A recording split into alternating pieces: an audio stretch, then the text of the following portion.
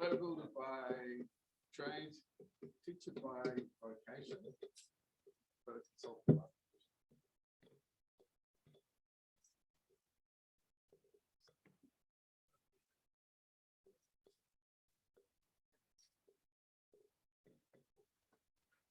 Live locally, I love it. I absolutely love it. Yeah. It's interesting community. It's young. Doesn't have a lot of the cliquiness that older have. Yeah. And there's a high proportion of expats. Yeah. British and so.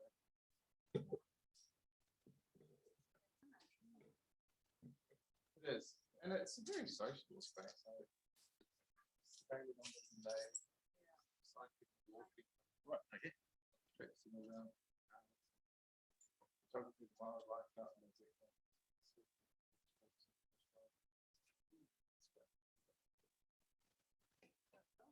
It is. I had a staycation. I did all the things everybody else goes away to do. Yeah.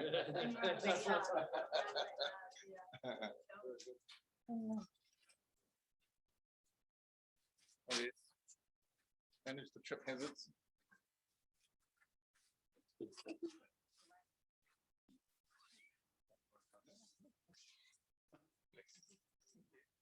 had a work bunch there for Christmas a couple of years ago.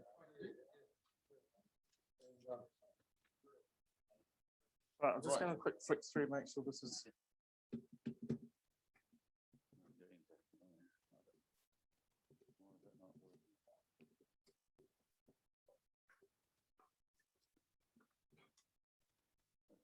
Screen sharing.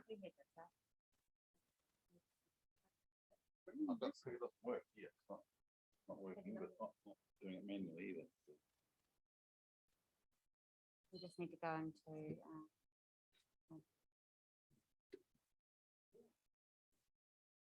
if you're controlling that from the Zoom meeting rather than the presentation. So because you've got the presentation.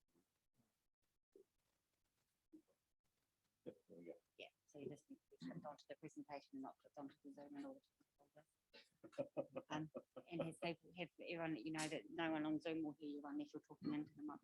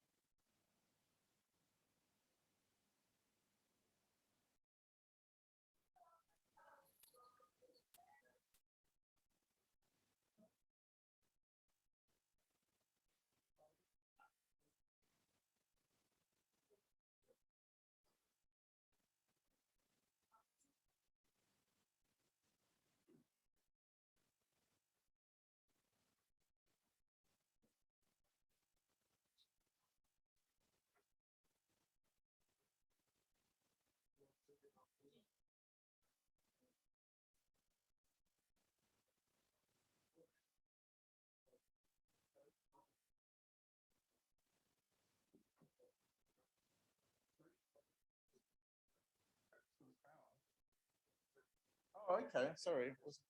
Okay. Oh, really? What Yeah. services are you? New Zealand Army. And what call? Medical corps. Oh, really? Okay. Did my postgrad, in safety health.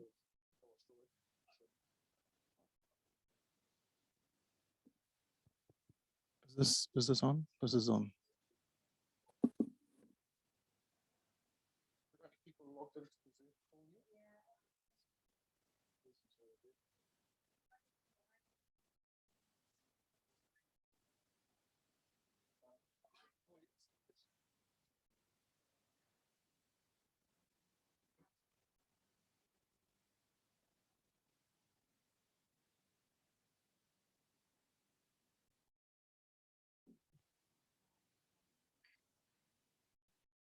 Are there still people out there?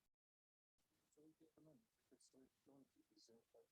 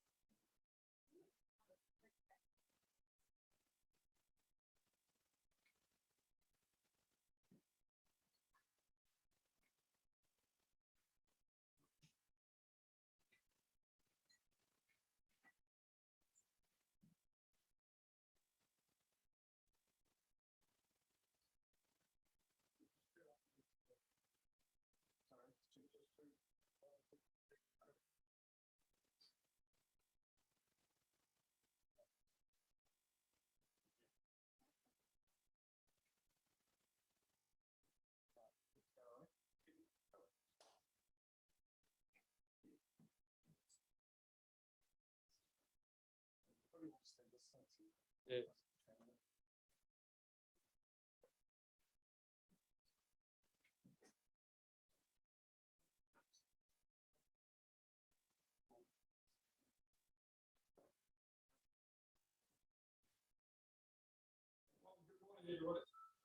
Welcome to the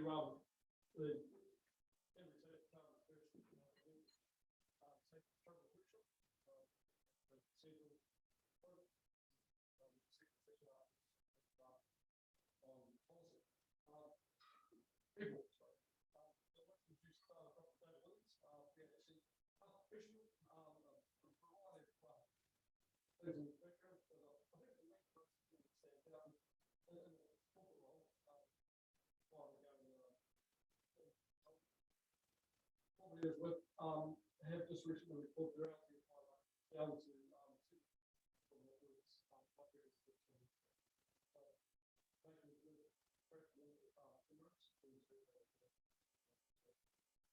before the housekeeping start, please do say the alarm sounds for evacuation to doors at the bottom of the stairs. Back way out.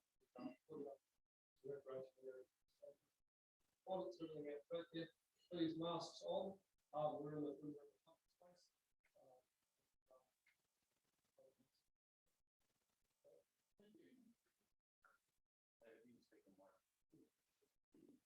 To pick this up. Do we need to check in with the people on the Zoom call to make sure that they can hear no, I've only got 2 names on the screen here, which doesn't tell me anything. Oh, I've got 1 thumbs up from Liz. And that's it. Okay, well, I'm going to make the assumption that everybody else can hear as well. First of all, thank you very much for the opportunity. It's always a little bit disconcerting when you can't really interact with your audience, especially if you can't see them face to face. So this is going to be a little bit tricky. So what we're trying to do this morning is have a much more interactive kind of presentation. So what I'm going to do is talk about struggles in a much more theoretical sense and give you some principles, and then hand the conversation over to you basically, so you can pull apart those principles and work with them in your own contexts. Not quite sure how we're going to do this in the Zoom. Is anybody administering the Zoom call? Okay. All right, well, hopefully those folk who are on the Zoom call can do exactly that, can communicate with themselves. So today, this morning session is the first of two. This session is the first of two sessions this morning. What I plan to talk about this morning is on the struggles that people have with policies or procedures in times of conflict or change or uncertainty. Then later on this morning, I'll be talking about the same sort of thing, but looking around people. Now, it's my experience that one of the reasons most organizations struggle with procedures or policies is because they don't have any resilience built into their systems. Now, resilience is a bit of a buzzword, particularly in the current climate with COVID and all the rest of it. There's also a lot of uncertainty aside from COVID. We've got, I don't know if you heard the news this morning, but it looks like Russia's about to invade the Ukraine if it hasn't already. We've got the digital divide, which is creating all sorts of hazards and havoc, especially in the intergenerational space. Young people are becoming more and more disconnected from the older generation because of their digital natives. All of this stuff is creating real uncertainty, and our lives have been primarily designed around fail-safe rather than resilience.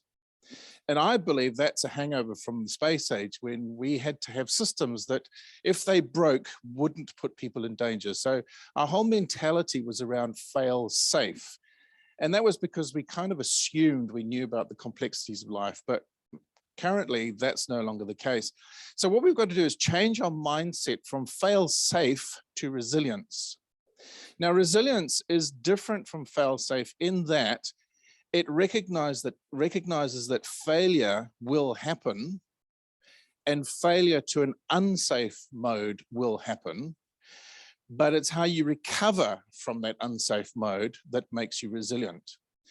So I'll show you a slide which will hopefully explain why people typically don't cope with resilience. For a start, we don't really think about what happens during normal operations when an adverse condition occurs or an adverse event occurs. We, in organizations, typically have standard operating procedures which are designed to manage this. And when an adverse condition occurs, frequently what happens is we just acknowledge it. Yeah, it's an adverse condition. And then we wait until the adverse event occurs, and then we call in the specialists. And so this is fail and expecting it to fail safe, but frequently that doesn't happen. It fails to an unsafe condition. So what a resilient system does is it runs in or continues in a faulty or degraded operational state with controls in place that can detect that faulty condition, that also have response controls that can mitigate those faulty conditions. And whilst the system is functioning in degraded mode, there are recovery controls which bring it back into normal operations. Now that sounds really high level, and it is. And that's possibly why most people don't think about it, because that is at the very, very high level. When you start digging down, it gets even more complex. And essentially what we have there are the elements of a resilient system. Now, I'm not going to leave that with you because that's just too complicated to take into at one state. So I'm going to break it down, and the next slide I'll build up is essentially that, but rewritten. Okay, so most people walk into an organization having a blank slate as to what is that organization all about. And from our perspective, certainly in the health and safety and welfare space, and when I think about health and safety and welfare, I'm not thinking about just the people, but the organization as a whole. What's interesting is one of my major clients has moved away from a health and safety manager and it now has a risk manager. And what that risk manager does looks at not only the people aspects of health and safety, because we've got good systems now which manage those, but they also look at what are the risks to the project that involves people. So that's about buildability, it's about sustainability, it's about environmental conditions. So I'd like you to start thinking of your health and safety and welfare role in a much broader context than just looking after people. Because in resilient systems, we don't think of people in isolation, we think of them in the context of the wider system. So every system has components. So think about your own business, your own organization. What might be some of the components that will be part of your system? So this is where we start having a dialogue. What might be some of the components in your organization system? Okay, people is one element, but what else? There's equipment, finances, etc., etc. So you got the idea. Components are basically the bits and pieces. There's also data in that system. So there's information about people, there's information about money, there's information about machinery. There are external assets or assets that are external to the system. That's something we don't frequently think about. So have a think now, what are some of the assets that are external to your business's system that your system is dependent on?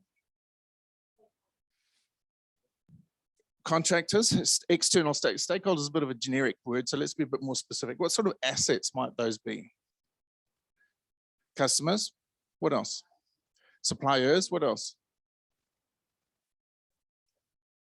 Yeah, so equipment, it could be part of this, but yes, we might borrow equipment, but there's also infrastructure, power, wastewater, roading. All of those are system external assets, but without them, your business can't function. You see how I'm starting to broaden your perspective? And then finally is the capabilities themselves of the system. So if we think about people, we've all known of organizations that got completely inept staff, but they still function. And then you've also got really, really good staff who function exceptionally well. Those are the capabilities. Now, if you put inept people in charge of systems or components, they will probably still function, but not very well. If you take good people and put them in charge of those same pieces of kit, the system will do very well. So system capabilities is an element of the total system's assets. So when we're talking resilience, we're talking about protecting the system's assets. So I'd like you to take a moment and think about your own organizational systems assets. The reason I want you to think about that is because of the next phase. When we have struggles and we need to deal with them, we're basically facing adverse conditions. Now, the problem with adverse conditions is they are usually stuff that we know about. So I'm going to do this slowly because it might take a while to keep up. If we know that we know about something, we also know where our information about that thing is limited. So we know what we don't know. And that's what we usually ask questions about. And so when we're thinking fail safe, we're thinking about what we do know and also what we don't know. And so we ask questions, what do I not know about this? The problem with complex environments is that we are often confronted with stuff that we don't know. And they take us by surprise. So for example, how many of you have thought about what impact the Russian invasion of Ukraine is going to have on your business? I have no idea. Why not? Because I've never thought about it. I've got no idea. So this next part of the presentation is about breaking your mind or making your mindset to think in a much more sophisticated way about things that you don't know that you don't know. So the first kind of adverse condition relates to your capacity in the terms of excessive loads.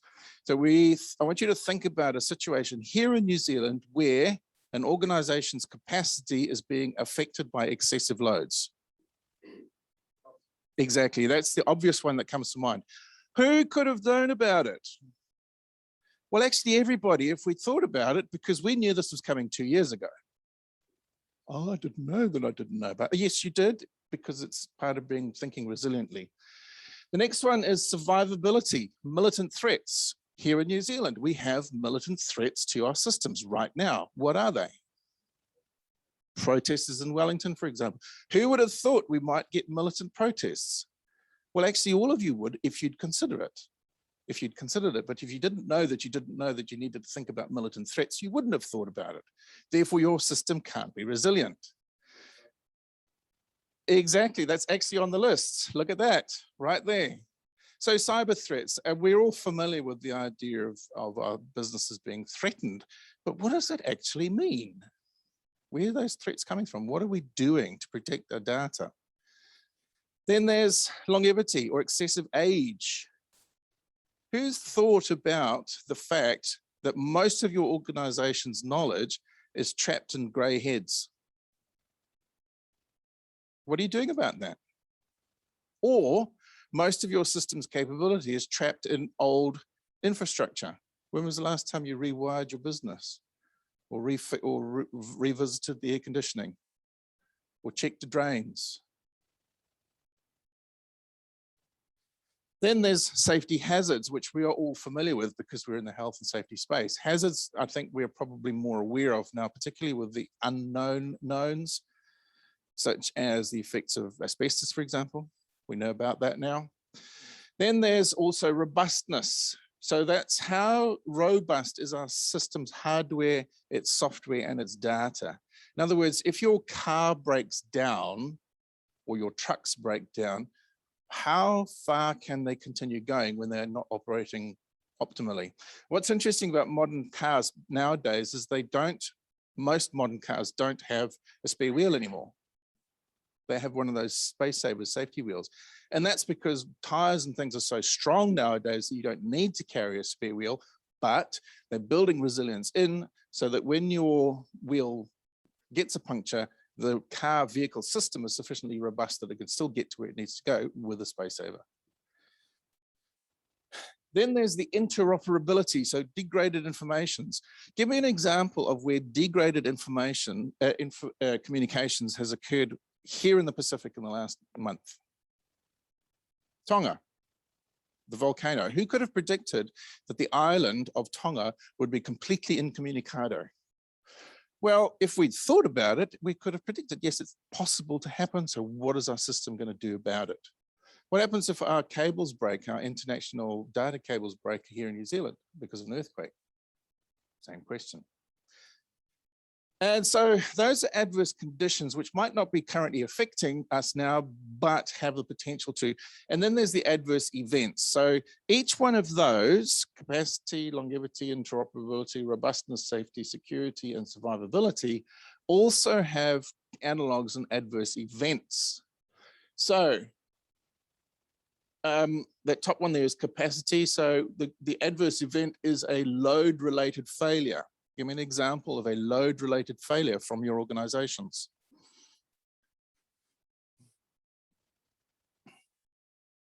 So load-related failure is associated with excessive loads. So give me an example of an excessive load that would cause failure.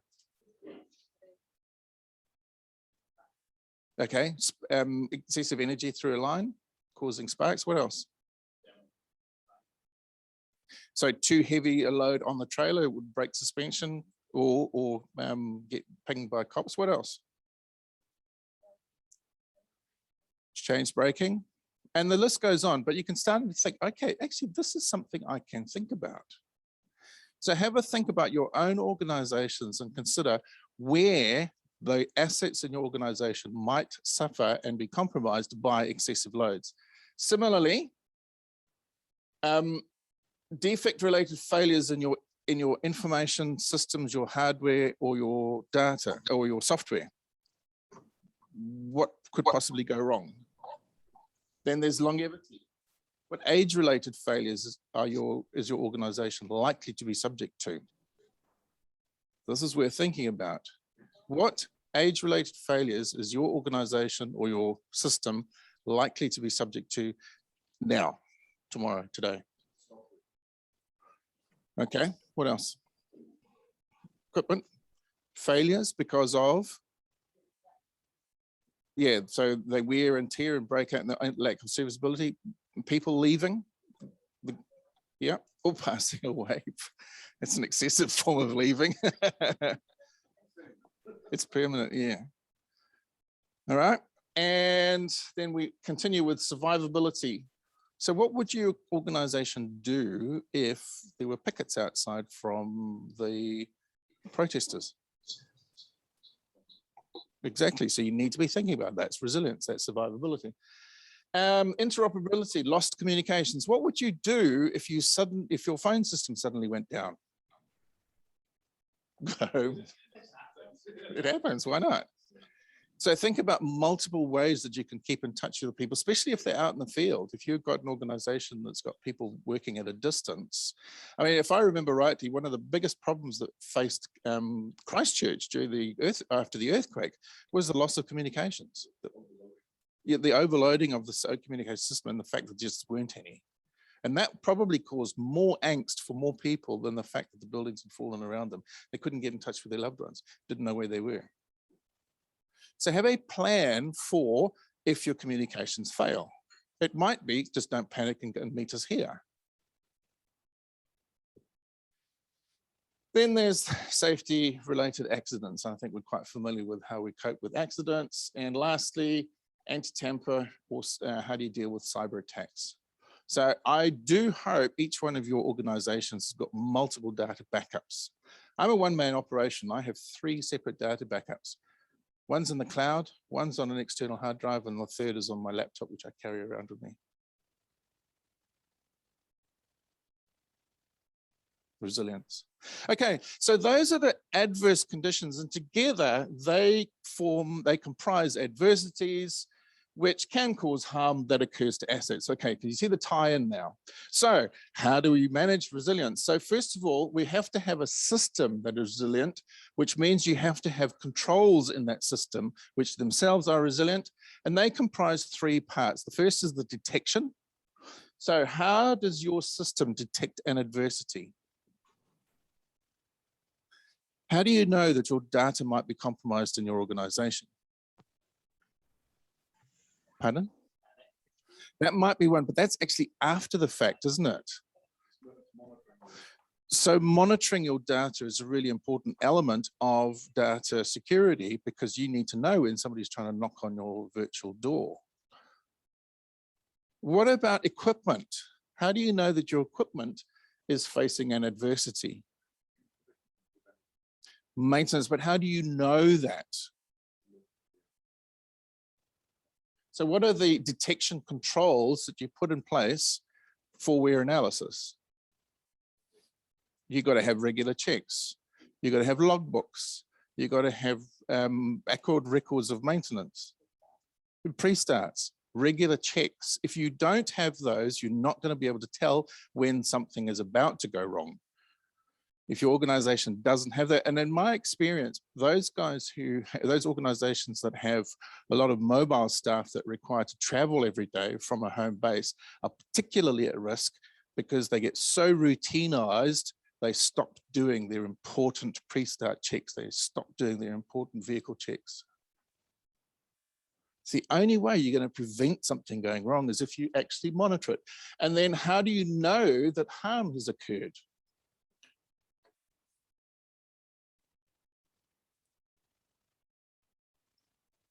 Do you know, I was driving down the motorway a couple of days ago, or like a couple of weeks ago, actually, and I could smell this really strong brakey smell, you know, when something's clutch.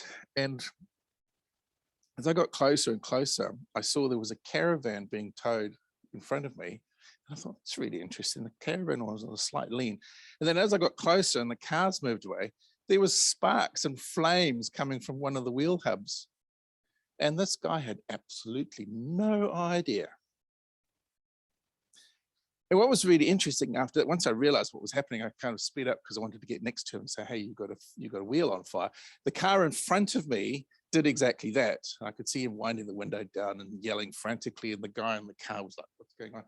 Finally got the message across, and the guy pulled off the motorway when he could. And I thought, now you're going to have problems. Because what do you think is going to happen when that car stops? All that heat that's built up in that hub, it's got to go somewhere. So by stopping his car or towing whilst his vehicle was on, he was actually putting himself in more risk. You know what aircraft have to do when they have an emergency stop on an airport? The fire trucks come out and they spray water on the wheels. Why? Because of the heat buildup.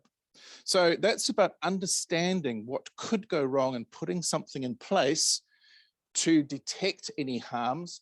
Then after that, you have response controls that mitigate the harm. So spraying water on the wheels is mitigating the harm that could occur, and so on. And then finally, you have recovery controls, which help your organization to recover from the harm. So if an aircraft blows a tire on landing, there's usually a jack or something that will pick it up so that the people can, well, so the maintenance engineers can put a new tire on, and then they'll move it off the tarmac and bring it into the hard stand. Together, that resilient system, those controls will protect the assets. So that is where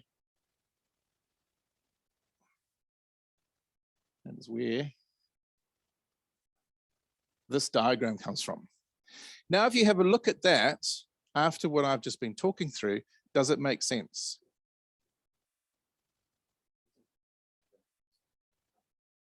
Pardon? It is in sense, yes, it is. It's a HACCP analysis. But we don't think in terms of that generically when we're not going about our normal life. HACCP analysis is generally associated with large organizations, large expensive systems, new factories, that sort of thing. But most people don't think about it in those terms. But that's what it is, HACCP, hazard and operability analysis.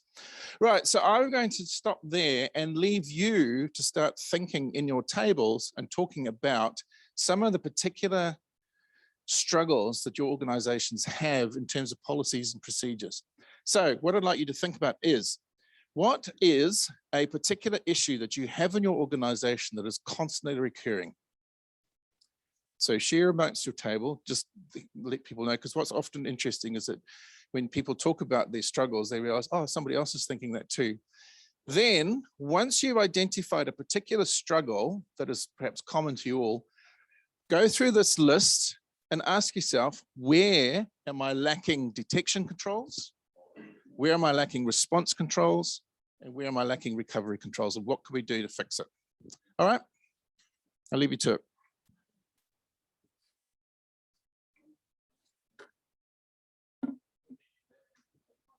Do you want me to leave that slide up, or do you want me to go to the colored one? Okay.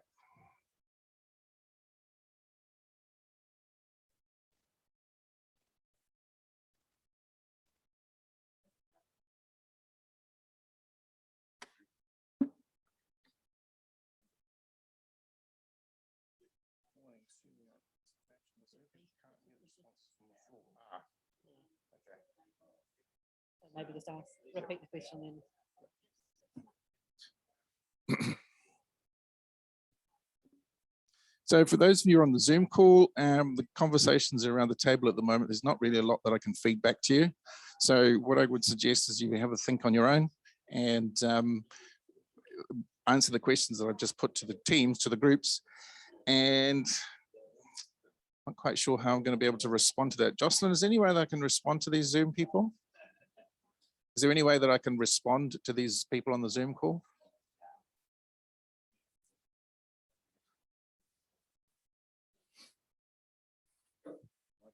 Should be some way you can see and then they could ask questions, type things in. Yeah, I don't know how to get out of the system without I don't either.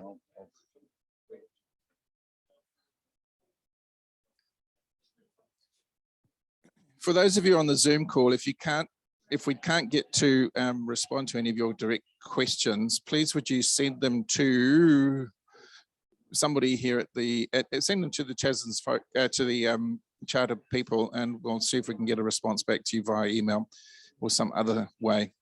See, we've got a resilient system.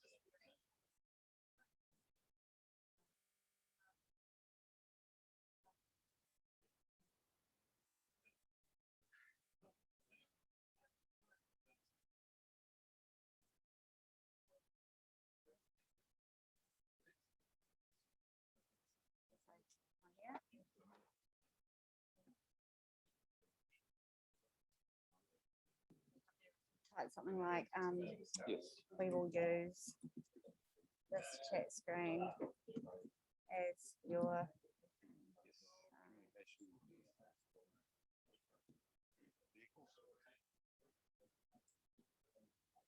Please communicate with each other and ask questions.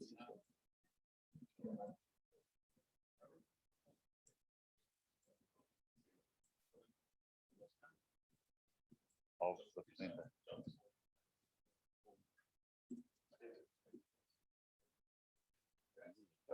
so that everyone that's on Zoom.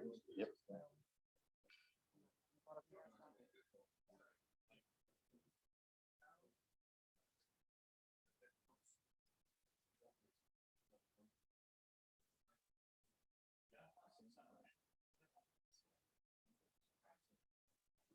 One shot.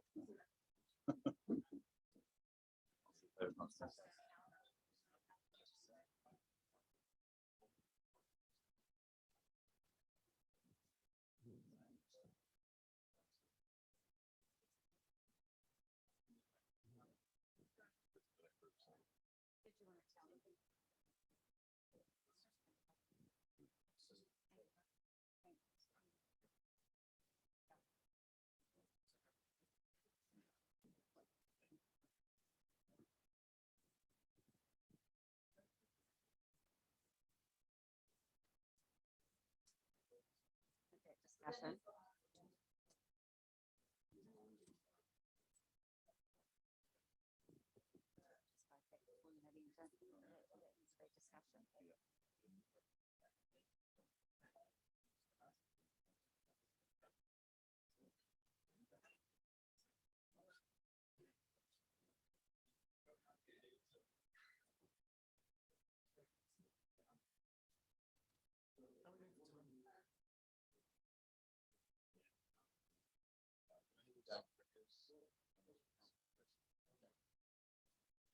You all right monitoring that?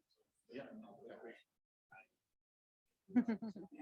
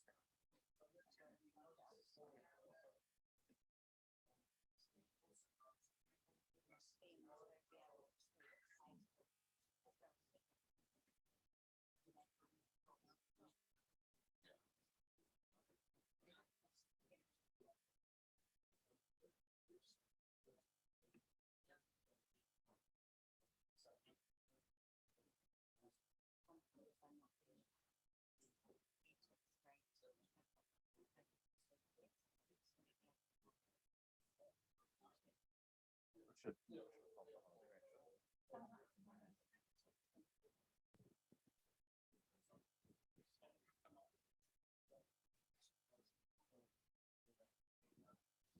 Hello, Zoom participants.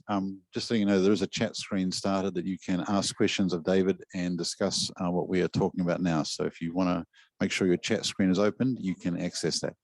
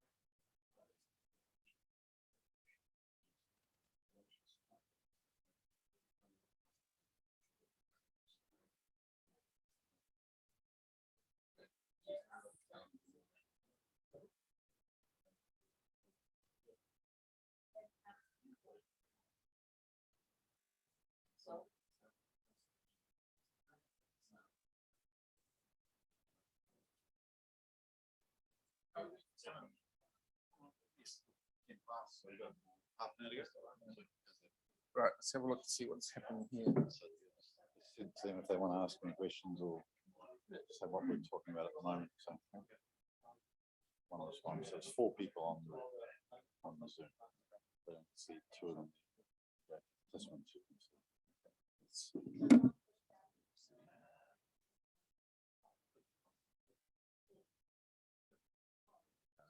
With them. It's through the chat system. So you type in, you can talk to them, they'll hear you, or you can type in here. And they will pop up on the screen. I might just type in because it'll just have a conversation here.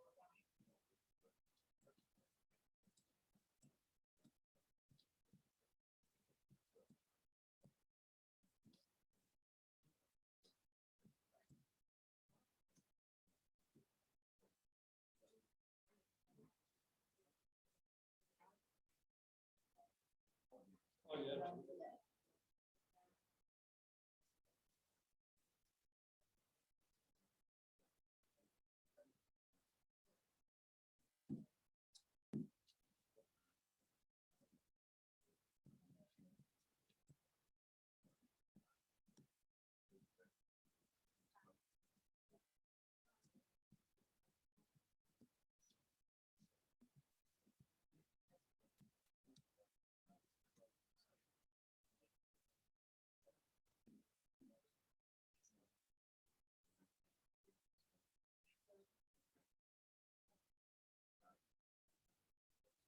Come back to that. There might be something here.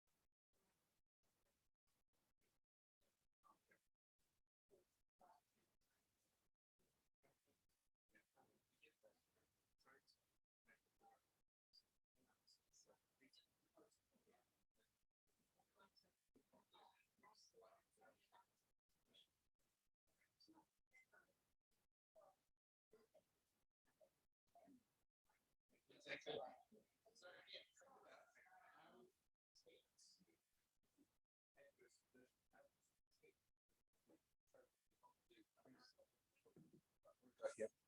Thanks. Going through clearly specific from senior managers, the lack of knowledge of health and safety and inconsistent involvement they have. Resilience controls. Okay.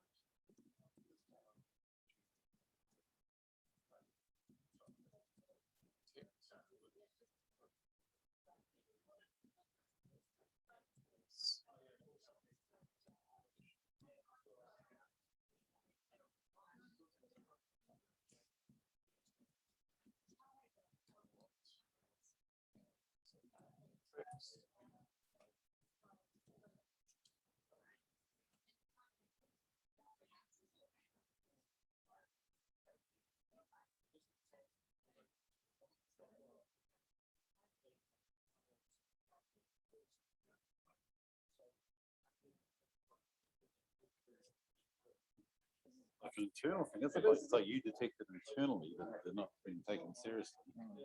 Okay, so that's where your buzzer goes off. These are what metrics I'm using to show people things about.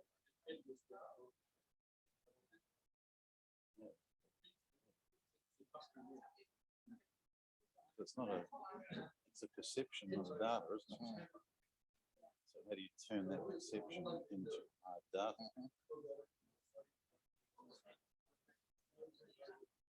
I'm just wondering if they're actually.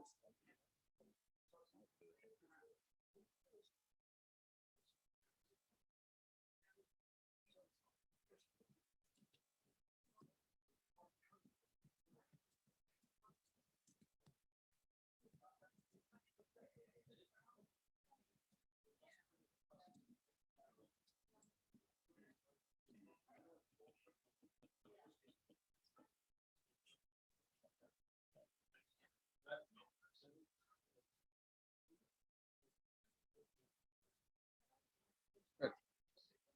Okay.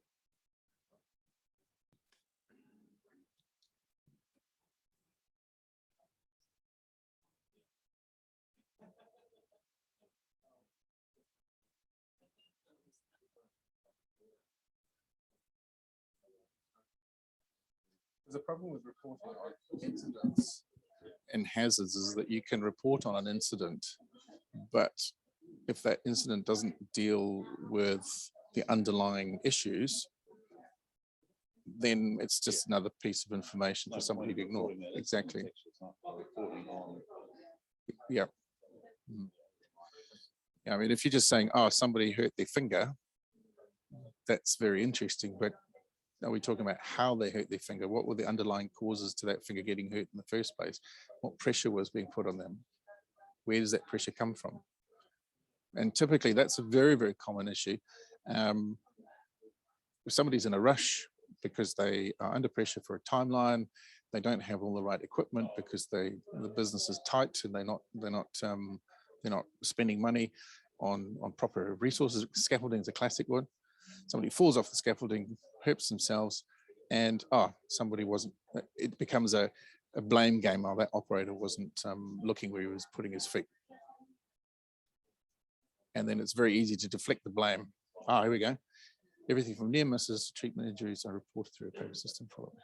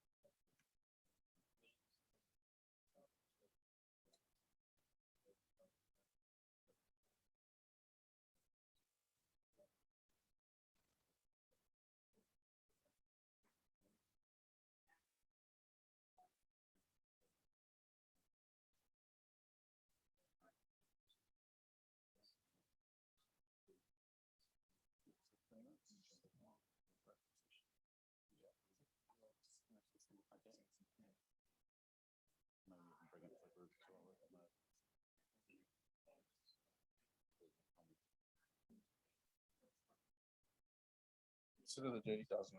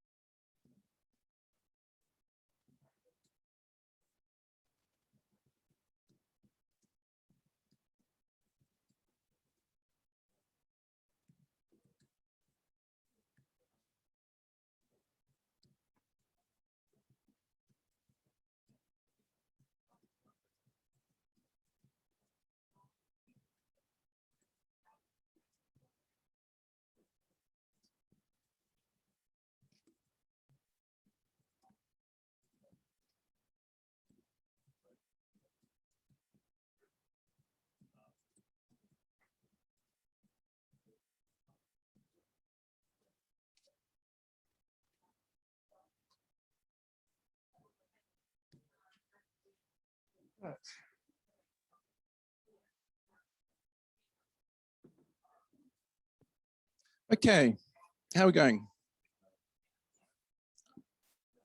I'll give you a moment to finish up your conversation, and I think we'll have a bit of a debrief and a summary wrap up. I didn't mean you to stop the conversation instantly. I was just... Right, I'm hoping from the level of buzz and conversation that was going on around the room that you've found this a useful conversation starter. This is interactive. Okay, so what I'd like you to do is I will, after I've reported back to the people in the room about one of the conversations I've had on Zoom, chats I've had on Zoom, I'd like somebody from each table to just share with the rest of the room some of the issues that you've been struggling with and how you have thought about how you might mitigate those issues and how you might develop a resilient system to cope with those struggles. So I've just been having a conversation online with some folk on the issue with getting senior management involved in health and safety engagement. And it's not an uncommon problem. In fact, it's probably the most common one that I've ever come across. And I think it basically boils down to two issues. One is senior managers don't understand their responsibility under the law. They have a responsibility, a legal responsibility to make sure their staff are safe. And if they don't, they can be held accountable. And I think that law came out relatively recently. Can you remember? Section of which act? Health and Safety Work Act. What is it? When did it come out? Yeah, that was after Pike River and all those sorts of things. So there's a real there's real teeth in government legislation which can hold senior managers accountable for their organizational health and safety performance. But if they don't know about the stuff, that's how they can squeak out of it. So the job of the health and safety manager is to collect data. And so we go back to our health, if we go back to our resilient system, we know that organizations suffer adverse conditions. So if you've got old people or older workers rather, you've got systems, equipment that's failing, it's running out, that stuff needs to be reported on. As does the incidents and accidents, which we typically report on. So if you combine those two, a report of the adverse conditions that the workforce is facing, as well as the direct correlation with the adverse event, then you can very clearly articulate the adversities that they are facing, not the organization, but the senior management. So one of the things that was talked about online in the discussion was fatigue. Now, fatigue is generally associated with negative norms within the organization or a lack of controls. So if your organization doesn't have strict policies around fatigue management, the number of hours allowed to work in a day, in a week, in a fortnight, bearing in mind that those vary from situation to situation. And if it doesn't have a policy around that, and it has an organizational norm of you bust a gut and get the job done and work really, really hard and kill yourself in the process, because that's what gives you the pat on the back, then those are the things that are the adverse conditions that need to be reported on. And the health and safety manager has an obligation to report on those. So if you combine the adverse event information, the adverse condition, if you combine the reports on adverse conditions and adverse events, you can create a very, very clear picture of the health and safety adversities that the organization is responsible for. Now, if you don't have the skill set to report adequately, I'm sure there are people around you, and there's certainly within Canterbury Safety Charter who can help you craft reports, because those are detection controls that can predict when something's going to go wrong. And that's one of the things that I did with one of my major clients. We started off 10 years ago with a very high LTIFR, which is what, what's the name alluded to, Simon alluded to first of all. When I started work with them, our LTIFR was around 70, which is quite high. It's now less than 5. They haven't had a fatality in what is a high risk industry with a national average of 1.6 deaths per million man hours worked. We haven't had a fatality in over 10 million man hours it worked. And the last fatality that we had was about 12 years ago. The last major harm incident that required hospitalization and surgery, major surgery, happened about 8 years ago. And how it changed was we reported on the adversities and made it clear that this senior management team was the one who was going to get pinged for it if things went wrong. Your responsibility is report. That's what it is. It's their responsibility to react to it.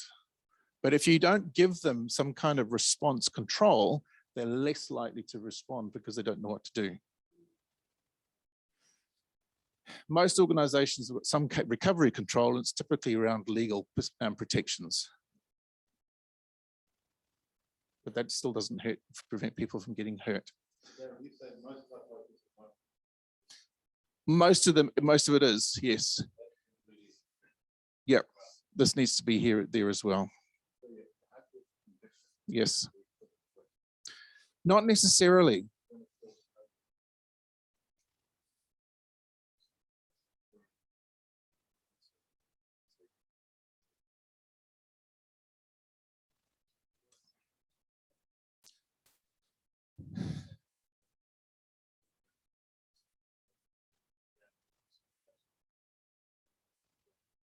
Yeah, I would say it's not so much the critical risk, because most organizations have got a critical risk hazard register. So those are the known knowns.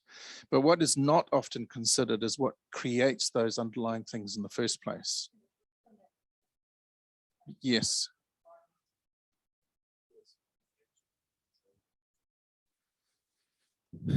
If you've got controls in place, yes.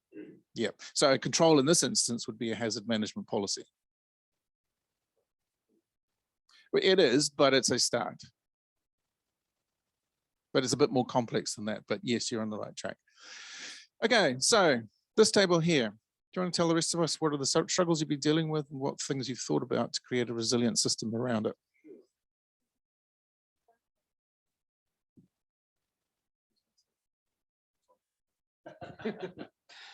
Okay, so well, there's a couple of things. Martin here was sort of talking about his experiences with Klein and Benny, just sort of around sort of housekeeping and stuff, was it, with vehicles, and yeah, just, you know, and being able to encourage workers to keep on top of that. For myself and John, we work for Becca, a large engineering consultancy, and certainly, you know, we recognise that there's a lot of things in our systems that have been built into, I guess, to deal with things that maybe haven't gone so well in the past. So yeah, it's probably been driven by perhaps more adverse events. We do actually have, you know, particularly I think in the health and safety space, we do, you know, have things to sort of pick up on adverse conditions, and we're actually seeing some pretty good things coming through. So our incident management system, we have that, you know, as well as, you know, near misses and stuff, people are encouraged to report, you know, unsafe acts and conditions before they happen as well, which is good. So we do pick up on those, and they are, you know, assessed to say, well, yeah, what's the potential harm if things went wrong. I think the biggest struggle around all the kind of systemic thing is I think, you know, it really is that impact on people to keep on top of it. You know, I think as, you know, we live in an age where, you know, companies are trying to, you know, get more work and do more work and find ways to do that for less. I think that is quite a challenge. And, you know, all these systemic things that are built, and I mean, I generally quite like systems and processes, but, you know, recently it's probably come to the point where we're going, there's getting a bit too much here. So yeah, I think it sort of needs, it probably needs a bit of a prompt to sort of review. You know, I think you have to go back to and really sort of critically look at your systems and say, well, how much stuff in there is just a bit of an embuggerance. It's just kind of there and it's not really adding any value. What are the things that we need to, you know, what are the important things really, and how, you know, I've heard it say within Becky, you know, we have to think seriously about how we take the people on that journey as well, that whatever we come up with, it's got to be engaging for the people as well. So yeah, so challenges ahead. Thanks, Ewan. All right, who wants to go from here? Alice has got her hand up. Hi, we talked about drop saw example in the construction industry. So detection controls, we talked about systemizing and making the procedures and making sure they're very clear, because typically they are done, but perhaps not as strict as we could hope for. Response controls, had some really good ideas come up when we talked a lot about the trade-off between responding to equipment that wasn't quite working and business continuity and getting the job done. Had a good suggestion around rotatable spares and perhaps knowing when you can operate the equipment, and then when you're operating it, when it's defective, how long can you do it for, and is there enough time to plan a repair and things like that. So just thinking a bit wider about what kind of response controls you could put in place. And then with recovery controls, we ended up having a really good conversation about running scenarios and learning from scenarios, and it's great to have stuff written down on paper, but until you perhaps start getting some actors or actually doing some blind trials, seeing what gaps there are in your systems. We're at Orion, we're looking at running a Alpine fault scenario later in the year, which is going to be quite a big undertaking, but kind of covers a lot of those adverse conditions, including communications, excess loads and things like that.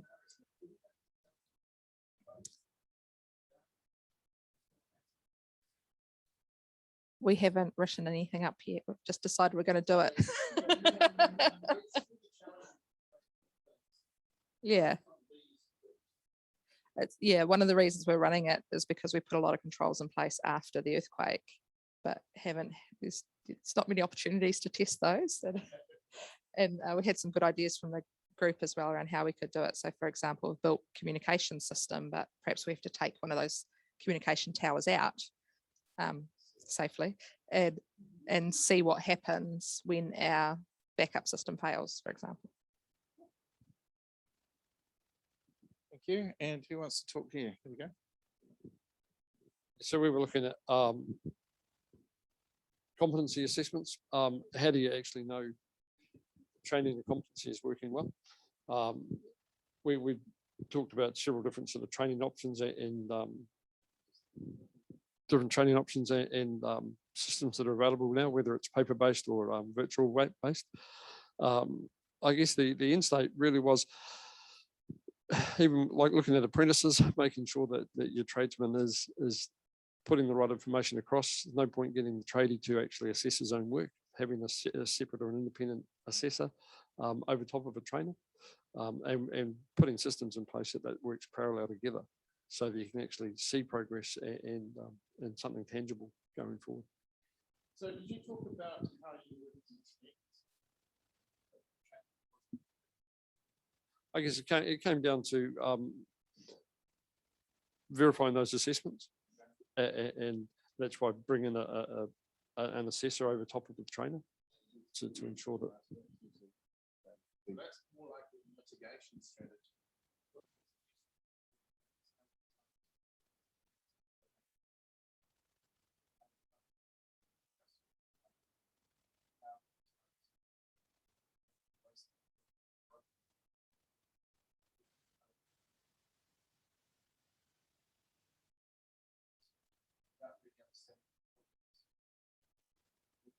Start training people.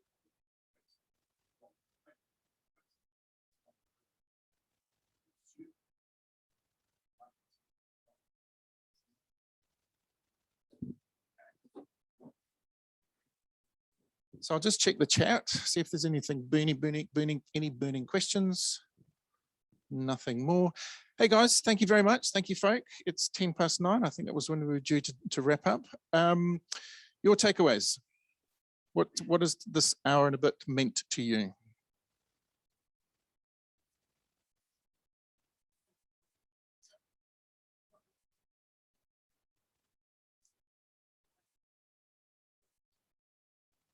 So looking at risk management rather than just focusing on the incidents and the nitty-gritty of health and safety. Good, thank you. What else?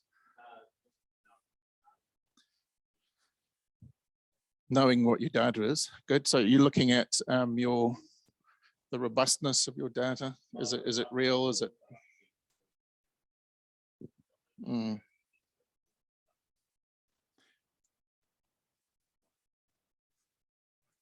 Information is the starting point of a resilient system. If you think about it, right at the center.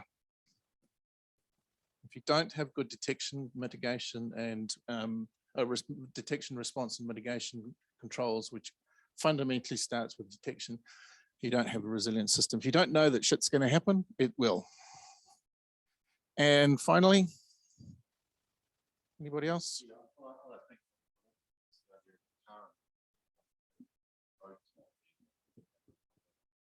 Hmm.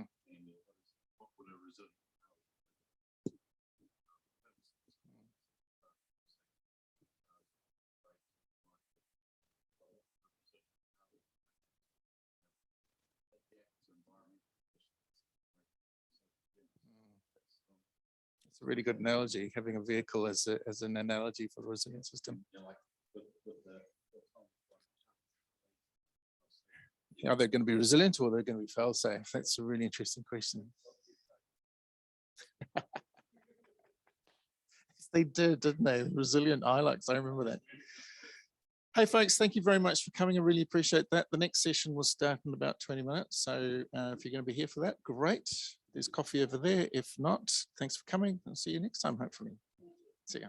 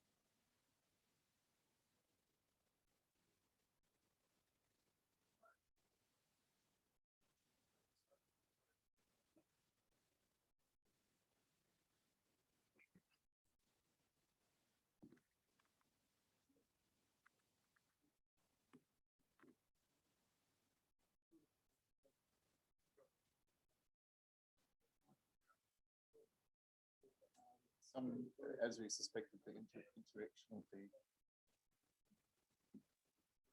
interactive parts are not working particularly well. But Keith Lamb said, I session of practice there.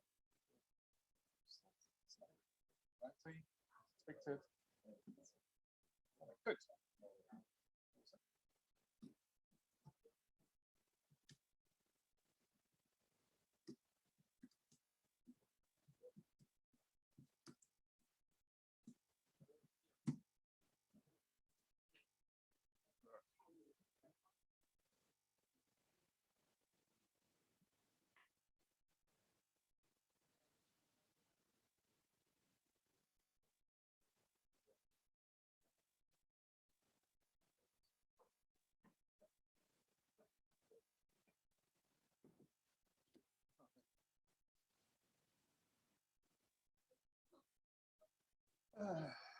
I need somebody to help me with this because I can't.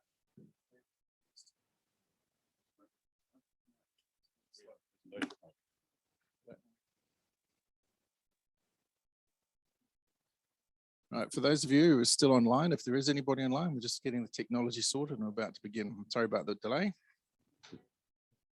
Got involved in a very deep and meaningful conversation over coffee. So.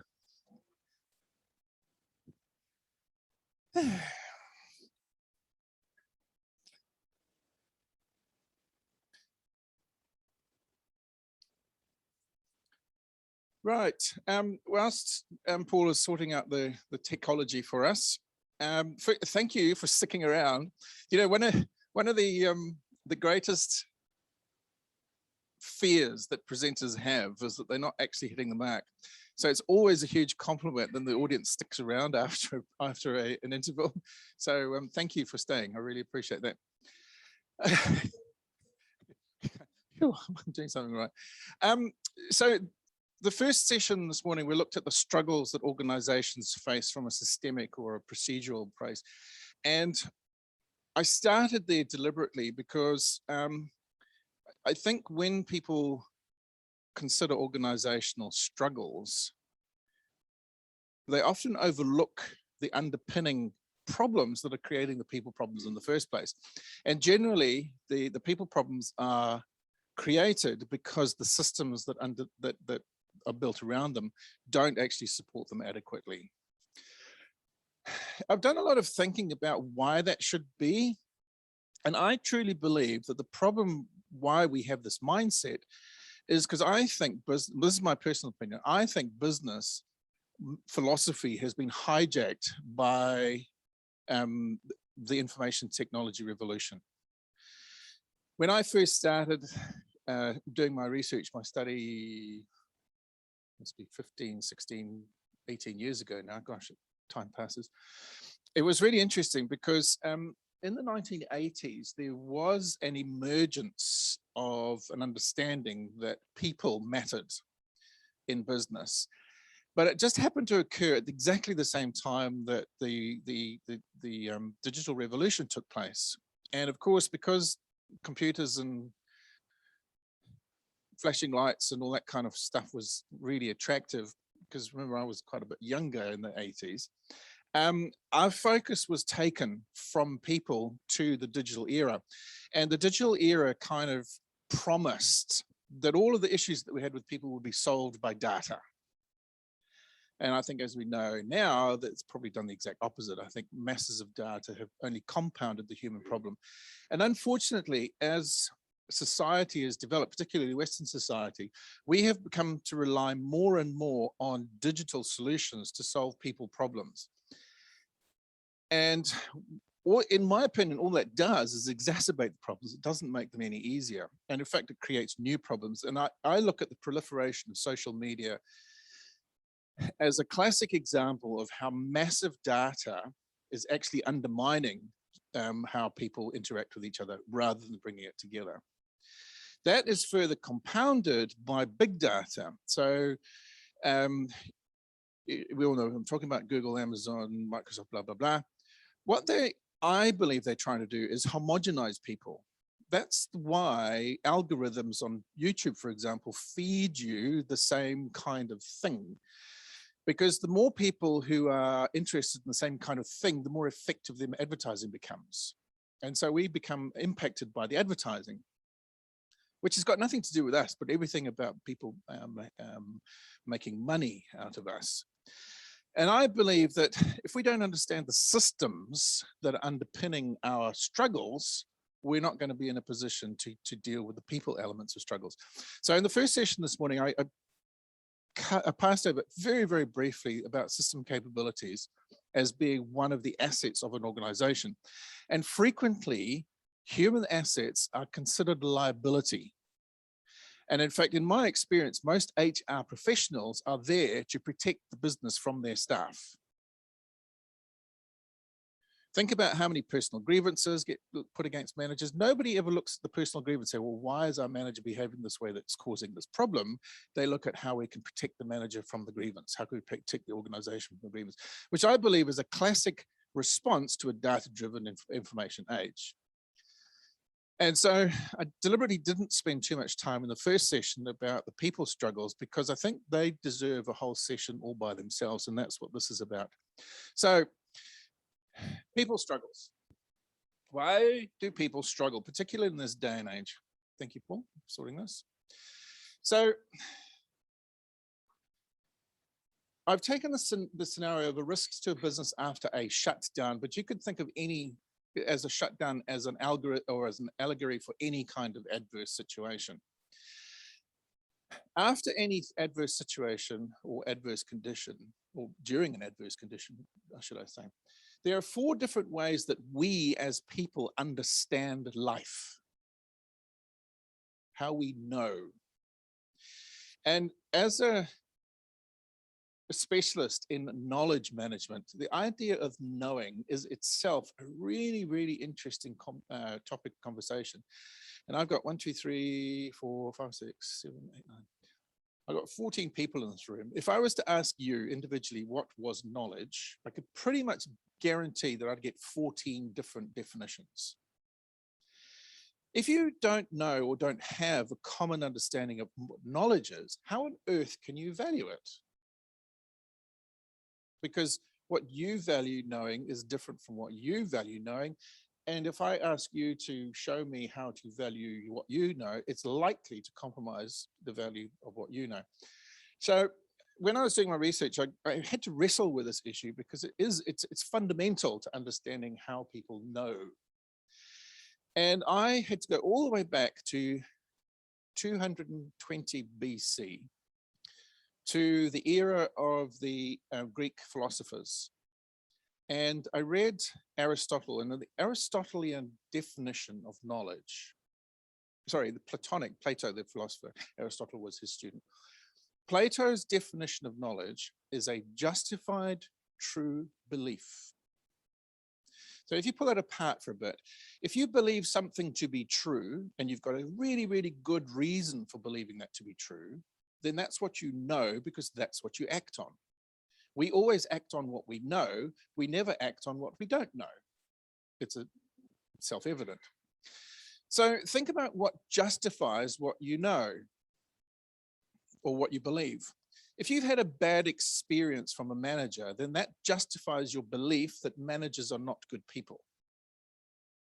If you have experienced a bad upbringing, then you know that parenting is not necessarily, or family life is not necessarily a fun thing to have. If you know that, or you believe, or you've had an experience that your car is going to break down for whatever reason, then you know that vehicles are unreliable. Can you see where I'm going with this? Now, the same thing happens in organizations. If an organization doesn't treat its staff well, then staff know that they are undervalued. Why? Because they have a jolly good reason for believing it. And if you know that you're undervalued, where is the incentive to give of your best? Because if you know that your best is not important to other people, why are you going to give it away? It's completely irrelevant. So I want to break down how we know ourselves into 4 areas and address each one of them, because if we don't address how people know themselves, we won't address their fundamental struggles. So the first way of knowing is what's called propositional knowing, which is what we know or don't know that. And so this is typically about knowledge about procedures or processes. So when we talked earlier about resilience, one of the issues that we face in organizations is a loss of propositional knowledge, a loss of this is the way we do things. Many organizations try and capture what they do in terms of standard operating procedures or SOP manuals. Fundamentally, those are useless, in my opinion, for teaching people about how to be good workers. What they do is teach or capture an idealized sequence of events that needs to occur for a job to be done to a certain standard. There's nothing in there about the heart or mind or emotional commitment that a worker needs to contribute to that job to make sure it's done well. And typically when we talk about training for staff, it's not about how well do you know yourself, how strong are you mentally, physically, emotionally. It's about what is the procedure that you need to go through to complete this task. Now, I know what I'm talking about because I'm a boat builder by trade. And when I started my boat building trade way back in the early 80s, I did it at a training college. Our first job, or one of my first tasks as a trainee, was to build myself a toolbox. Pretty straightforward task, you'd think, except our toolboxes had to be piano perfect finish from mahogany. And where we started was out the back of the workshop with a slab of mahogany that had arrived raw. This was in the days before environmentalism was an issue, from the Honduras. So we had this thick slab of 2-inch mahogany, a whole tree slab. And what we had to do was cut a length of that tree slab, bring it into the workshop. So you know how heavy that wood is. Well, you might not know, but mahogany is a very, very dense and heavy wood. And we had to plane it to thickness. So we had to take it down from the 2 inches or whatever it was, down to exactly 1.25 inches, I think it was. Do you know how we had to do that? By hand with a plane. And it really pissed us off because right there next to us was a thicknesser, but we weren't allowed to use it. And the reason for that is we had to learn the wood. And mahogany, when it's worked with a beautiful plane, sharp plane, is a sweet, beautiful timber. It whistles when you plane it. But it's a treacherous piece of timber because it has what's called a mixed grain. So I don't know if any of you know, worked with mahogany, but mahogany grain works like this. Most timbers have a grain pattern that works like that. Mahogany has a grain pattern that works like that. So you might be planing beautifully in one direction, all of a sudden you hit some grain and it plucks up. Bugger, get it down some more to get rid of that. And eventually we learnt how to keep your plane super sharp. When I was boat building, I had a permanent ball patch on my wrist where I tested my plane blade for sharpness. Because if I couldn't shave my arm, I couldn't shave wood. Simple as that. But the point of that was I knew that to plane a piece of wood, I could stick it through a machine and the machine would go rah, rah, rah, and spit out shavings and I ended up with a piece of smooth wood. But I didn't know I wouldn't have known what mahogany feels like. I wouldn't have known that mahogany has high levels of tannin in it and stains my fingers purple. Oak does it too, by the way. I wouldn't have fallen in love with mahogany. And in consequence of that, you give me a piece of mahogany and I will transform it into something that is a beautiful piece of art. Why? Because I'm in love with not just the wood or the process of turning a rough piece of wood into a smooth one, but the very idea of mahogany. And that's what's missing in the data age. So we don't understand that to make a piece of wood beautiful, smooth, and lustrous requires much more than just hitting it with a piece of machinery. And so propositional knowledge, what we know or what we don't know, is the first way of knowing. So when you're struggling with difficulties and issues in your organization, first of all, find out, do people know the way to do a job? Because if they don't, they will engage their emotional, mental, spiritual state to that job. And typically, if they don't feel engaged in that job, they won't do it. Or they won't do it well.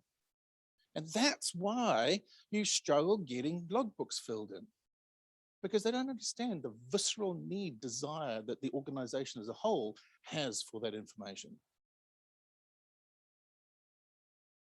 So propositional knowledge is the first thing that we need to look at. Why are you doing a job? How are you doing it? What are the sequences that need to happen? And why does it matter? The next level is procedural knowing. So there's propositional, I know that I need to do this, but procedural knowing is I don't know how to do it. Give me a piece of wood, a piece of mahogany, I'll know how to make that smooth. Because I've gained an appreciation for the wood, for the material itself. And if you don't keep skills up, you lose them. And I've noticed that. I've come back to my tools. I've been away from the tools for decades and I've come back to them. And I'm really struggling. Well, I was really struggling to get a good finish on my workmanship because I'd kind of lost that know-how. I'd forgotten the fine nuances of sharpening a plane, the fine nuances of lining the timber up so that I had the most of the grain heading in the right direction. Which is that deep understanding of the material that I was working with as not only what to do, but know how to get it right.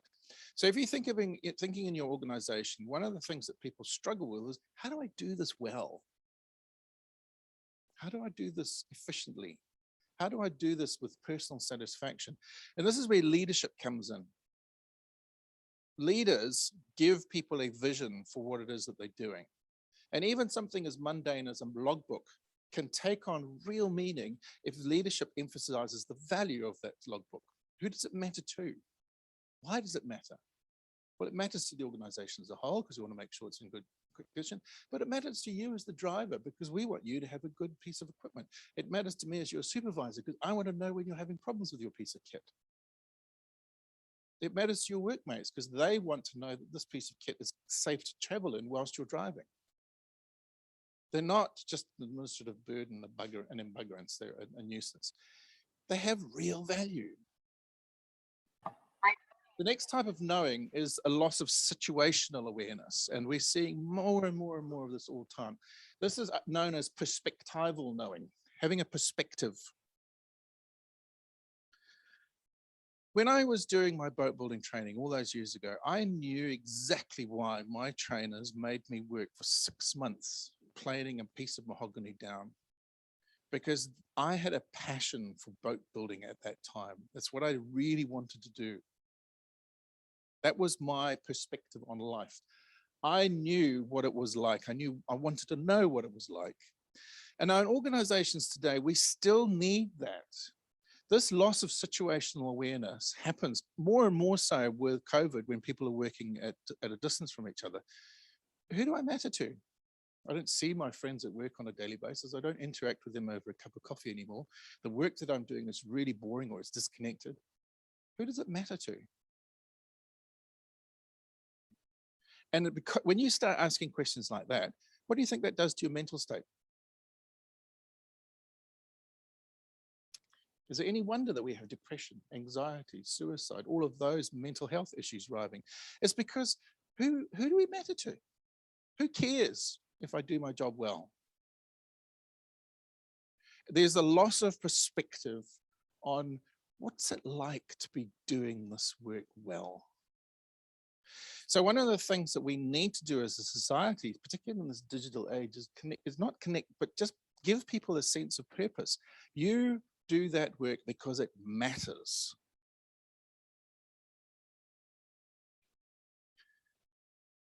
Help people to see themselves in the right perspective. Put people in a mental situation where they understand that they have value and they have worth as an individual.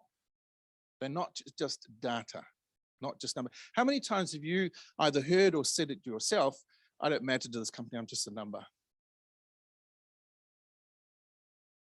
That's a loss of situational awareness. It's a loss of your awareness of your humanity.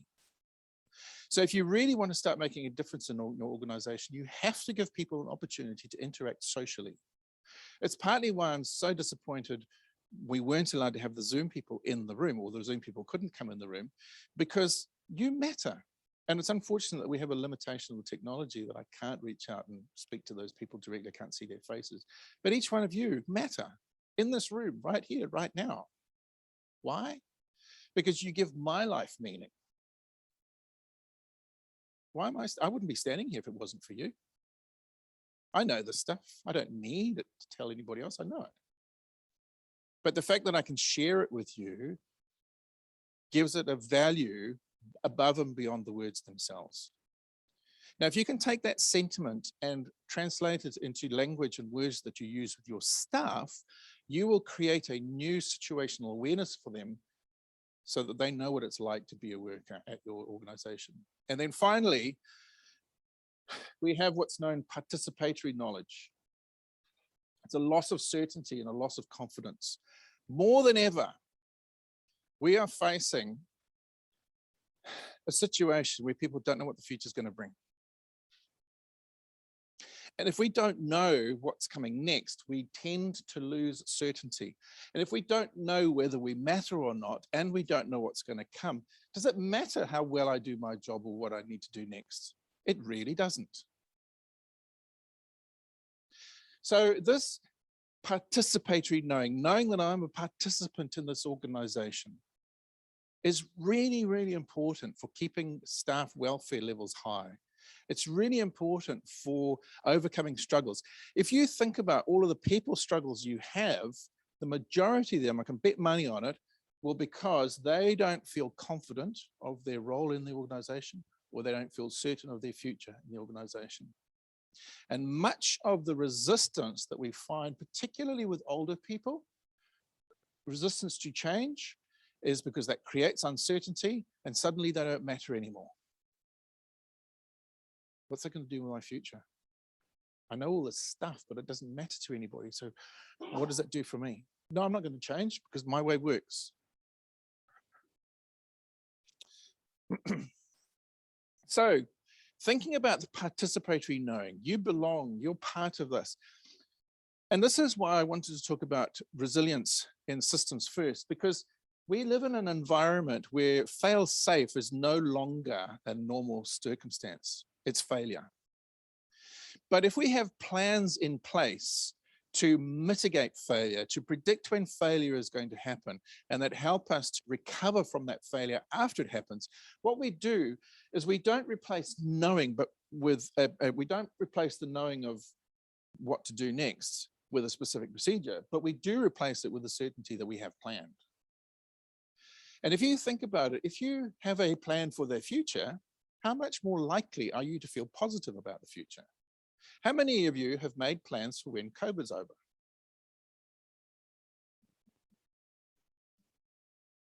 If you haven't, why not? Because it will go. And if you focus on COVID now, basically what you've done is said, I'm giving up I don't know what happened with life. I don't know what the next thing is going to be doing. Life sucks, I might as well end it. But COVID will pass.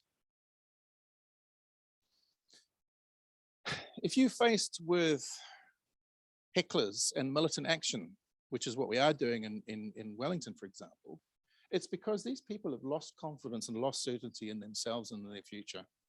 And what they're trying to do is retain control of it. They can't see beyond the end. They can't see that what's happening now is just a temporary encumbrance. What they see is a threat to their sense of self. Why? Because they don't have a certainty about who they are or what their future lies. And primarily it's because they probably don't have the skills to cope with the changing future, or they don't know what they're going to do in the future. They don't have any plans for it. Now, it's a very broad generalization. I do understand that it could be quite controversial, but I hope you understand the gist of what I'm saying. If you don't know what to do, you don't know what to do, you don't know how to do it, and you don't know what it's like to belong, and you feel that you're not a participant or don't have no confidence that you're in the right place, what's that going to do to your mental welfare? So what do you do about it? Well, glad you asked. First of all, there's a fundamental premise that if you have knowledge about something, that will give you confidence and that will give you resilience. So what did I describe knowledge as? A justified true belief. And it comes from experience, but it doesn't always come from experience. It also comes from knowing that other people have got plans for you. If I don't know what my organization is going to do in the future, how much confidence am I going to have in it? But if I know that there are plans for the future, I'm going to have more confidence in it. And that confidence will give me the internal resources that will enable me to be resilient. So the key to building resilience during difficult times is to provide people with knowledge, a justified true belief for prediction. If you can enable people or give people information that will help them to predict the future, they know that the future is under control because they have a justified true belief that it is under control. Why? Not because they've experienced it, but because they know that you do. And if you can show them your plans, if you can publish your plans, put them on a notice board. After COVID, this is what's going to happen. During COVID, this is what's going to happen. If COVID gets worse, this is what's going to happen. It's the uncertainty that is so damaging. Then there's the understanding, why are we going to do it this way? Why do we have mandates? Why do we have requirements for mask wearing? Why do we do this? Why do we do that? Why are we working from home?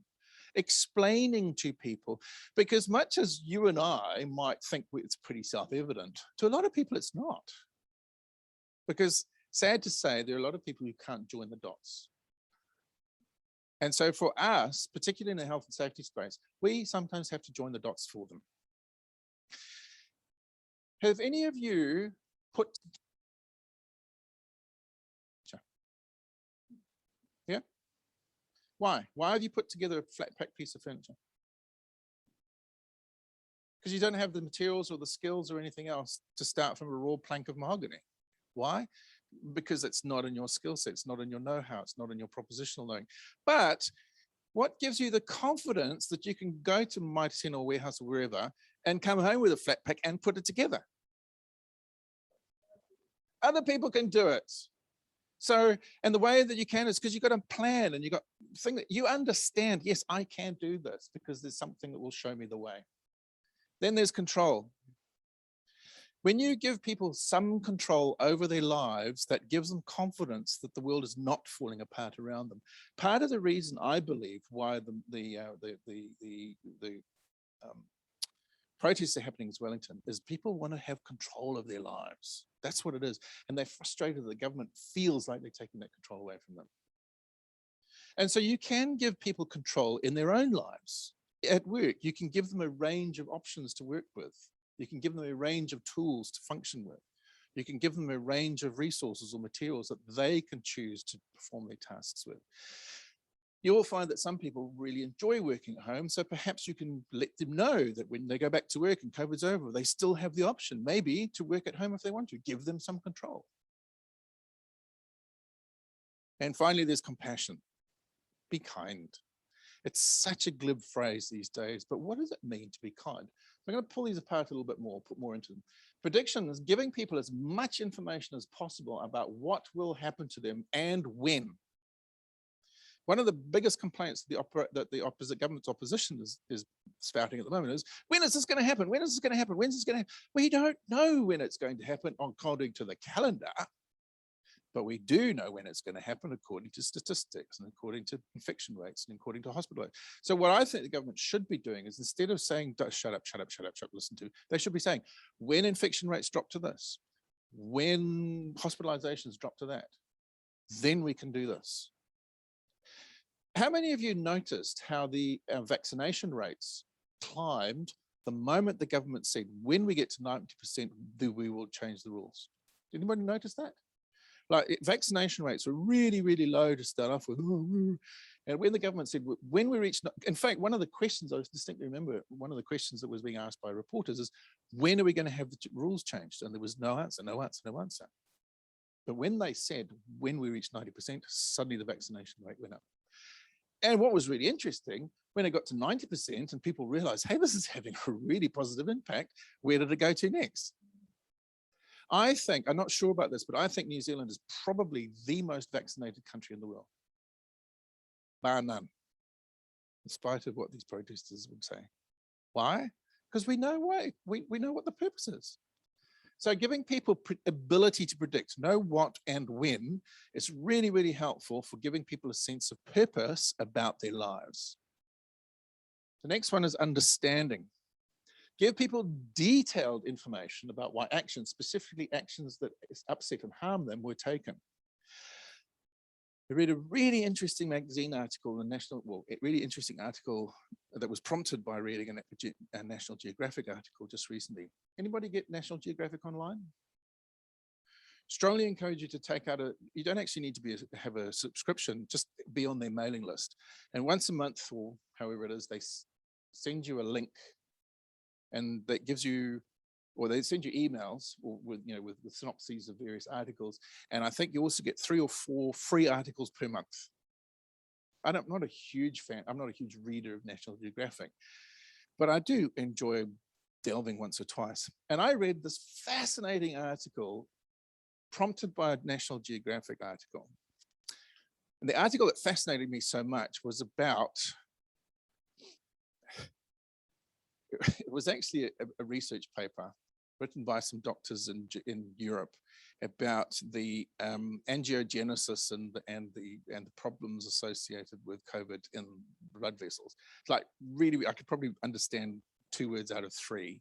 It was that high level. But what prompted me to do that was reading an article that was published in the National Geographic, which had full color images of the human lung from a COVID victim, taken using ultra modern, state-of-the-art, high intensity X-ray imagery. Was done in I think it's a cyclotron or accelerometer. What are those great big circular things that speed electrons up to the speed of light or nearly and smash them? Like the CERN. Yeah, sort of. So there's this X-ray collider in Switzerland that they use for high energy experimentation, and they've collected some of the X-rays from this and used them to image the human lung. And you can go from a gross image of the human lung literally all the way down to the cellular level and back out again. And you can zoom in and out and you can have a look at it. And it's staggering to see that the damage that COVID-19 does is actually to the vessels, the tiny, tiny, tiny blood vessels in the lungs. And it's because it damages those that people get pneumonia, because the lungs fill up with fluid, because and people have mistaken what COVID does in terms of, they think it's just kind of like a bacterial infection that's pus in the lungs. It's not. It's literally your lung tissue is breaking apart. Go online, have a look at the article on National Geographic, and it gives you a link to the original academic journal from which that article is written. So the point I'm trying to make is give people detailed information. Now, don't give them information that you think they might need, because what information you give them will be based on what you think they know, which means is what you're giving it based on what you don't know, you do know. Remember what I talked about before? So you have these preconceptions. They won't be able to understand that. Oh, they'll just check it out. So what? Give them a lot more information about that, whatever it is, what the actions are, especially actions that will upset and harm them. So to give people understanding, give them more information than you think they need. They will take it or they won't. But if you don't give it to them, they're going to be left floundering. And it will surprise you how deep some of these people will go down a rabbit hole. We only have to look at this conspiracy theorists to see that. Why? These conspiracy theorists just feed them information.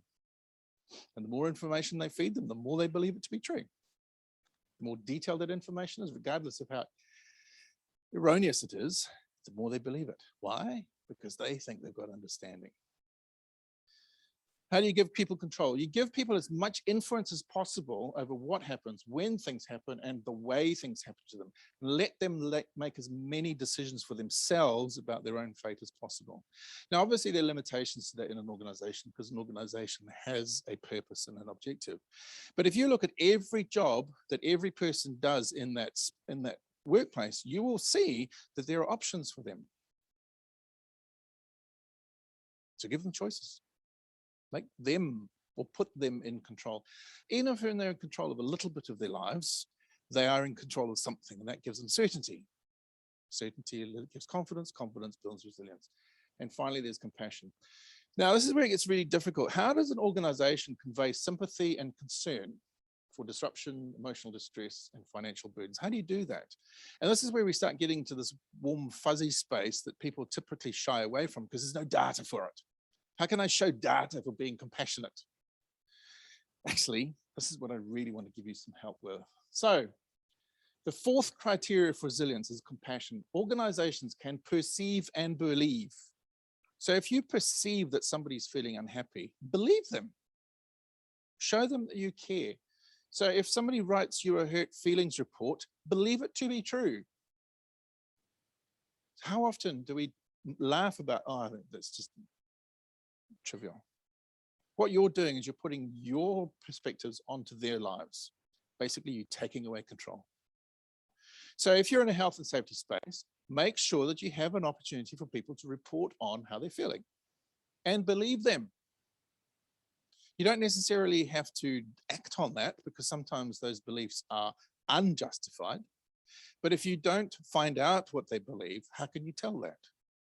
If you just dismiss it, you're taking control away from them. But if you believe it, believe that what they're saying is true in their lives, you can investigate. Okay, why do you believe this to be true? What is it that's caused you to come to this conclusion? Listen to them. Can you do that in your organizations? Yes, of course you can. It's a policy or a procedure. It's compassionate. The next one is manage your emotions. This is the most difficult thing to do in time of hardship, but it's actually easy. How do you do it?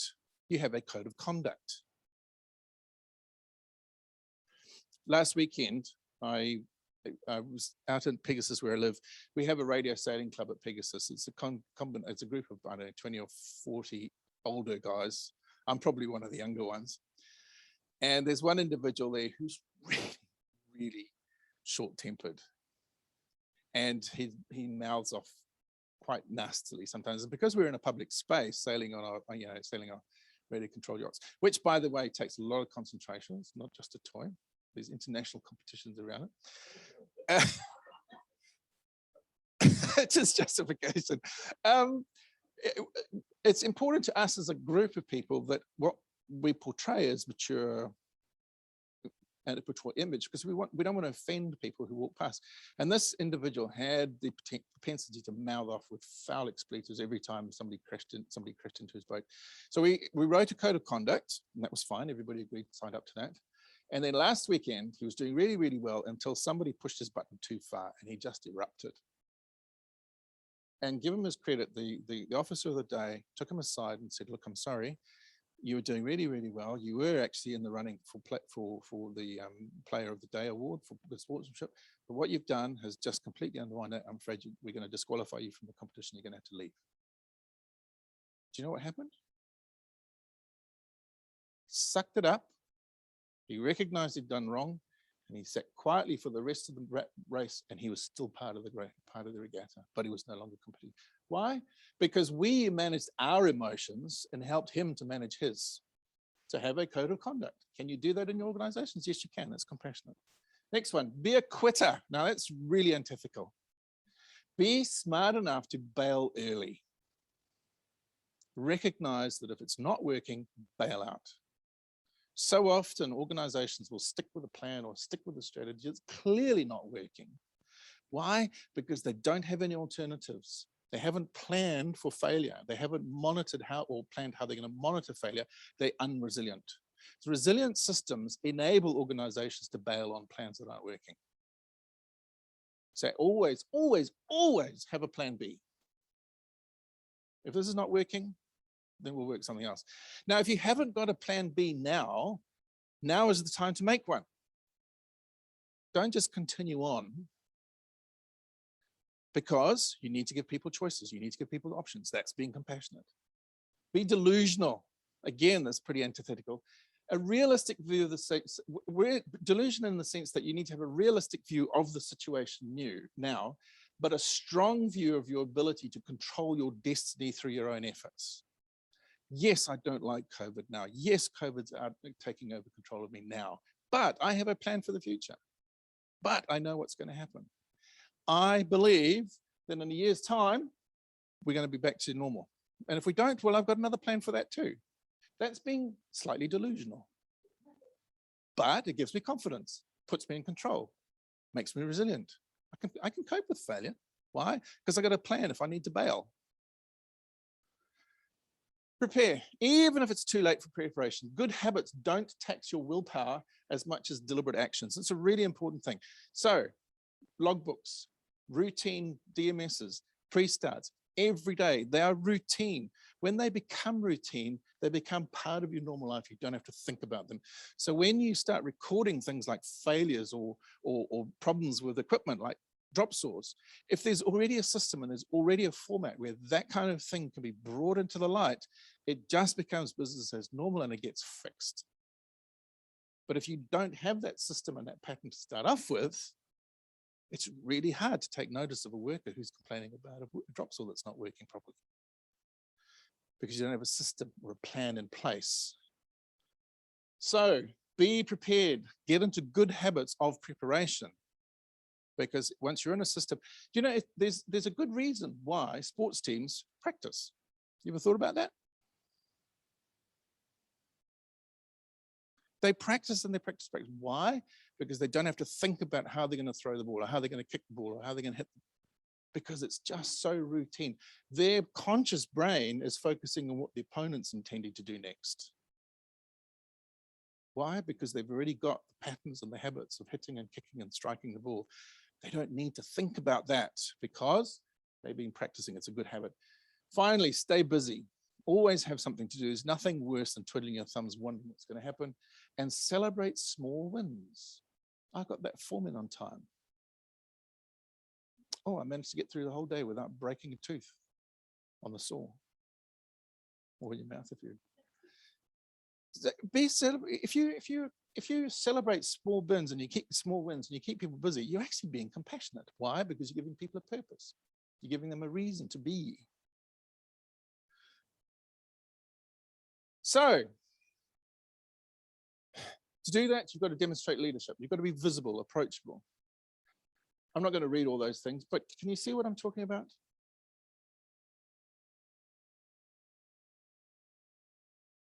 I think this is really important. Learn and celebrate mistakes. One of the things we found was most successful when we were in this journey of culture change in the construction sector with my client was we started celebrating when people made mistakes, not because they'd made the mistake, but because of how they'd fixed it. And when I was a boat builder, we used to say one of the features of a good boat builder is somebody who can turn a faux pas into a feature. Celebrate the mistake. Look what I was able to do. I couldn't have done that if I hadn't made that mistake.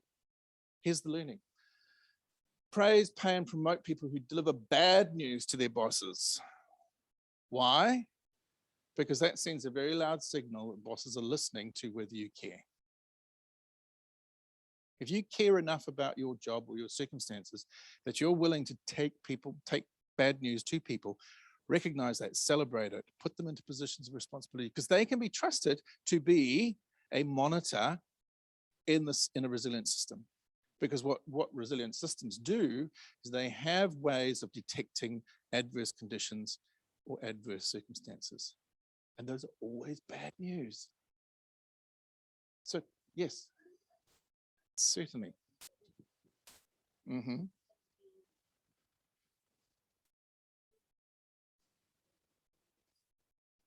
Yep. It's a very toxic environment, and that comes from senior management. Always. Yeah, and that peer pressure is tolerated by senior supervisors who are then tolerated by their managers who don't question there's no bad news coming up. That's how it works. If senior managers never hear any good news, then they assume there is no good news. And when somebody starts telling them good news, often it comes as a surprise to them. Why didn't you tell me this before? So I would suggest get alongside. Can you get access to your senior management? You are it. Okay. So start asking your direct reports. So give me the bad news. Tell me what's gone wrong. Nah. Wrong incentive. Wrong incentive. Right idea, wrong incentive. Don't put money on failures. It's just completely wrong because it gives the wrong reason. Makes people want to fail then. Well, let's talk about this afterwards, because this is a cultural issue that I've often come across, and fundamentally it's a failure of leadership. at the senior level that tolerates no bad news rising to the top. Alison could talk to you about that as well. She's Alice and me, we go back away. We've had this. So seriously, it is a failure of leadership, but not a conscious, deliberate failure. It's more a lack of understanding. Remember, failure is something to celebrate because you can learn from it. Treat failure to act as the only true failure, because if you have to punish inaction, not unsuccessful actions, and that's probably what's happening in your organization. You're tolerating inaction rather than doing something, even if that something's wrong. Because if that something is wrong, you can learn from it and do something different. It's a complicated issue. We'll talk more. Yeah, it could be the way you're asking. There's lots of issues around that. Yeah. So it's about understanding, how do you detect adverse conditions? How do you react to them? That's how you demonstrate compassion. Is there anything warm and fuzzy in that? Well, there is, but it's actually all measurable. It's all measurable.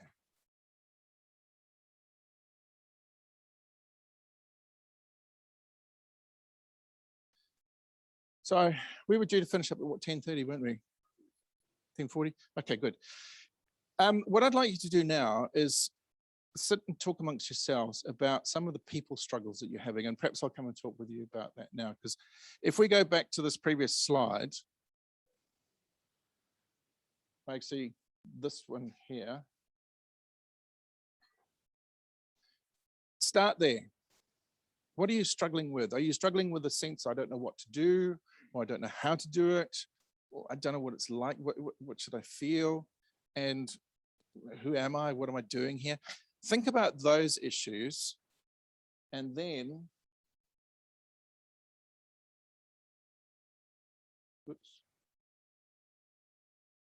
wrong one. Go there.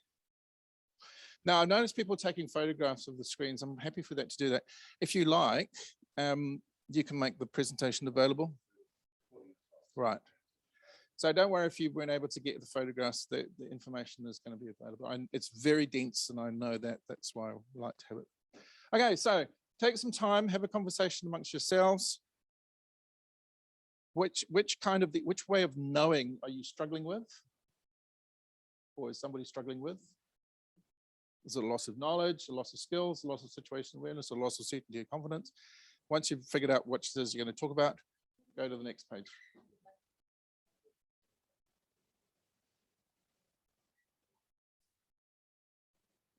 Oops. This thing is stalled. Screen sharing stopped. Can somebody come and fix this for me, please?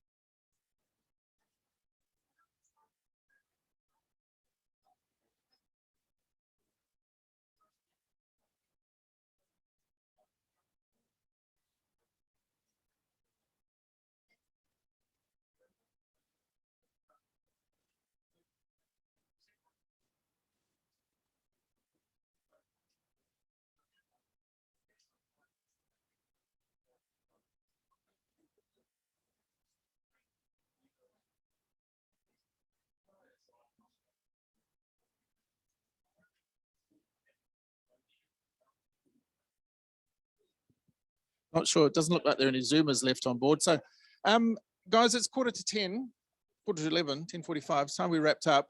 Thank you for your conversations.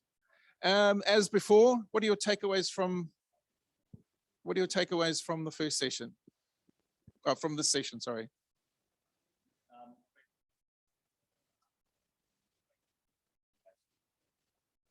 Those all four of those ways of knowing. Good. Thank you. What else? Anybody else? Alice, how did you get on with your discussion around culture change?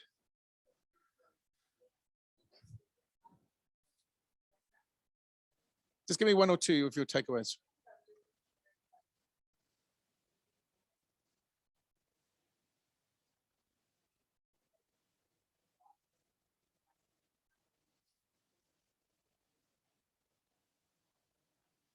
Good. Yeah. Why do they need understanding?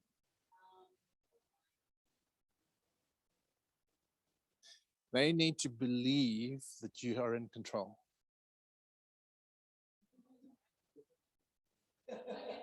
They do. Why were they going to believe it? Because there's a justified reason. They're justified to believe that you're in control. Why? Because you've given them plenty of information. They know that you're in charge. If they know that you're in charge, they'll feel more comfortable too. They'll have confidence. It's all wheels within wheels when you're dealing with people. Right. Last comment from you guys. What's your takeaway? Mm-hmm.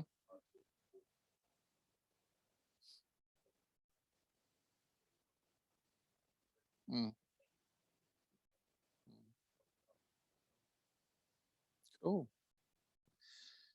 Any last words from anybody?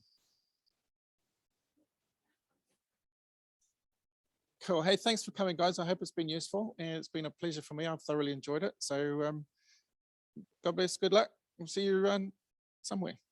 Please, if you have any questions, please get in touch with me through Paul. I'll be more than happy to come and talk with you in organizations.